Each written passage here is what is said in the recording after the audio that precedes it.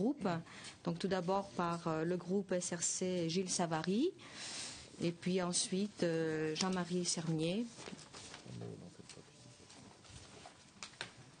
Merci Madame la Présidente. Je peux prendre la parole? Ça y est? Bien. Monsieur le Président, Monsieur le Ministre, d'abord je voudrais me féliciter que vous ayez rappelé votre engagement européen. On a trop tendance à penser dans ce pays que le seul ministre des Affaires européennes s'occupe d'affaires européennes et on a trop longtemps déserté des sièges extrêmement importants au sein des conseils où se prennent des décisions dans des domaines qui sont des domaines de la codécision. Ça veut dire tout simplement que les lois qui se votent là-bas, que l'on appelle directives ou règlements, s'imposent à nous et deviennent des lois nationales quand on les transpose ou s'appliquent directement quand il s'agit de règlements. Donc il est quand même très important d'être dans le tricotage législatif européen. Donc merci de votre engagement. Je crois que c'était effectivement crucial. Vous êtes dans deux domaines qui sont particulièrement exposés puisque la politique de la pêche est une politique commune du même ordre que la politique agricole commune, c'est-à-dire très ancienne et très intégrée. Et la politique des transports est une compétence partagée entre les États. Bien sûr, on peut avoir des lois nationales, mais on a des directives que nous devons appliquer. Donc, effectivement, vous êtes un ministre à très forte dimension européenne. Et d'ailleurs, c'est tout à fait logique, puisque la pêche, comme les transports, ne connaissent pas beaucoup de frontières. Et il est tout à fait normal qu'il y ait une dimension européenne dans ces deux domaines. Donc je voudrais, vous avez déjà répondu à un certain nombre de choses, parler de la pêche tout d'abord, et vous poser quelques questions sur le contexte. En général, c'est un contexte où les arbitrages sont difficiles entre la production et la protection de l'environnement. On a tous en mémoire ici les conflits sur les quotas, l'Europe essayant de protéger, je crois de façon exemplaire, et les professionnels essayant au contraire de dénier souvent le fait qu'il y aurait des baisses de ressources. Et donc c'est toujours la question des contrôles qui se pose, de l'objectivité des contrôles. Et donc je voudrais vous poser une première question qui est celle de nous rappeler quelle a été la teneur de l'accord difficilement obtenu sur les quotas de pêche, l'accord pour 2013, à partir de propositions de la Commission dont il ne faut pas se leurrer, qui sont toujours très radicales parce qu'elle sait qu'elle va en rabattre. Donc elle veut toujours tomber sur une position médiane.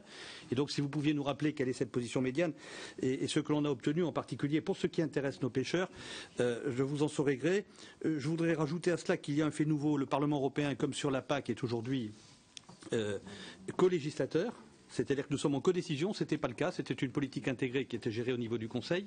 Et il semblerait, on nous dit, que le Parlement européen et le Conseil sont aujourd'hui en conflit sur le périmètre de leurs compétences respectives et qu'en particulier un certain nombre de règlements et d'initiatives seraient bloqués concernant en particulier la pêche profonde et les plans de gestion à long terme. Donc un petit état des lieux sur ce qui se passe à Bruxelles, cette partie de bras de fer entre le Conseil et le Parlement, c'est-à-dire que le Parlement prend sa compétence et dit je ne reconnais pas au Conseil le fait de légiférer tout seul encore sur certains domaines qui sont des domaines réglementaires. Donc je crois que ça bloque un peu les débats. Deuxièmement, il va y avoir un rendez-vous extrêmement important le 6 février prochain puisque nous rentrons en première lecture par le Parlement européen de la réforme de la politique commune de la pêche. Qui donc pose la question de l'équilibre à trouver entre la préservation de la ressource et les grands outils qu'on met en place à cette fin, c'est-à-dire le calendrier d'application notamment de ce qu'on appelle le rendement maximal durable, c'est-à-dire les prélèvements acceptables, et puis la qualité des données et la question des contrôles. Est-ce que tout ceci est contrôlable ou non?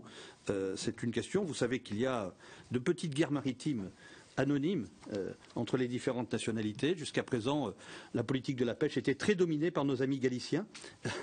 Vous avez pu vous en apercevoir au Conseil, c'était presque une chasse gardée, donc c'est bien que de temps en temps, un grand pays comme la France vienne effectivement défendre à la fois ses positions et faire entendre sa voix. Enfin, sur le plan environnemental et écologique, si nous avons parlé tout à l'heure de la politique maritime globale, de la communication croissance bleue de la communication de la Commission européenne prochainement et de la déclaration de Limassol, où est-ce qu'on en est sur les aspects environnementaux qui intéressent notre Commission, c'est-à-dire est-ce que vous avez connaissance d'orientation sur le développement de l'hydrolien, sur l'éolien offshore, sur les bonnes pratiques écologiquement responsables en matière d'aquaculture, sur l'impact environnemental du tourisme côtier ou encore sur un vieux serpent de mer qui est la réduction des gaz à effet de serre du transport maritime, qui est un sujet qui intéressait beaucoup les Européens. Je voudrais avoir une mention particulière pour mais vous l'avez évoqué, pour nos outre-mer et en particulier certaines côtes qui sont très poissonneuses et qui sont soumises à des pratiques de pêche de pays voisins totalement anarchiques et prédatrices, massives, incontrôlées, pour savoir si l'Union européenne, je pense à la Guyane notamment, l'Union européenne peut vous aider dans une remise en ordre de tout ceci. Et enfin, à quelques mois du congrès des aires marines protégées, si les idées avancent sur la question du budget de l'Agence des aires marines, éventuellement d'un financement sécurisé et stable de cette agence. Je vais passer maintenant à la politique des transports, sur un agenda européen qui était effectivement extrêmement chaud. Nous attendions dès le 19 décembre le 4e paquet ferroviaire, et il se joue une partie qu'on a déjà connue sur d'autres textes, notamment ferroviaires, où effectivement il a été demandé, et je crois que c'est de bonne guerre à la Commission de revoir sa copie initiale, parce que quand les textes sont lancés dans la procédure législative, ils deviennent imprévisibles. Le Parlement européen étant une instance extrêmement indépendante et qui est capable effectivement de donner des orientations à un texte qui ne sont plus contrôlables. C'est tout à fait légitime, c'est l'expression de la démocratie. Mais je voudrais savoir si vous avez des idées plus précises sur sa date d'échéance. Je crois que les Irlandais viennent de nous faire savoir que pour ce qui les concerne, ils n'activeront pas le Conseil sur ce texte pendant les 6 mois qui viennent de leur présidence.